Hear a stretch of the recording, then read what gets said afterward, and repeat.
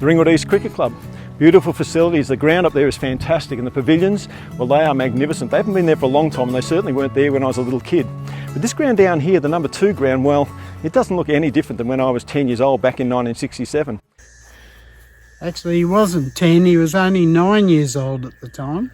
And this story happens on this particular ground right here.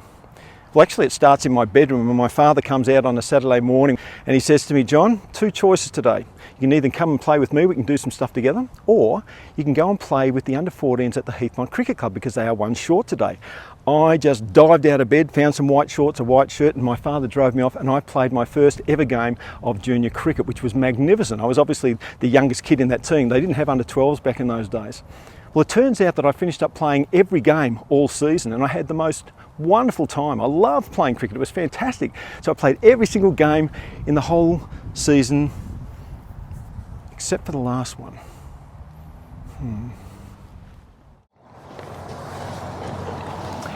So, what happened? Well, junior cricket's a bit different now than it was back then, because you see now every kid gets to have a bat, every kid gets to have a bowl, they all get to field, all that sort of stuff. It's really fair, it's fantastic. And to play in finals, you have to have played a certain amount of games during the year. They can't just bring some in for the grand final or during the finals, which is a good thing. Now keep in mind, I have played every single game all year. But you see, under 16s, well, they lost their first semi-final. And there was this kid called Tony van der Spek, who was a really good cricketer. But you see, now he was free to come and play in the under-14s. So they brought him down and they took me out, and he gets to play in the grand final. Not only does he get to play in the grand final, but he wins the grand final.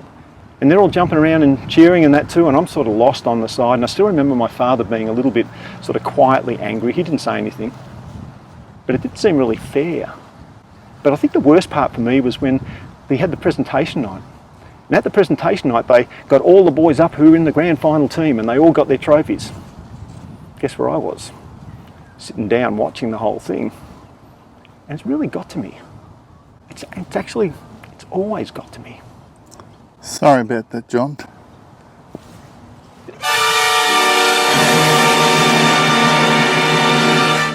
You got the trophy? You want to have a look at it? Of course I want to have a look at it. That's my trophy. You got to play to have a trophy. What do you mean? Give me my trophy.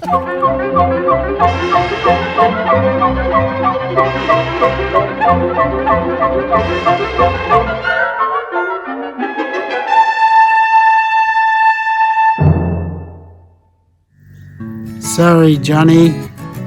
But we'll fix things up for you, mate.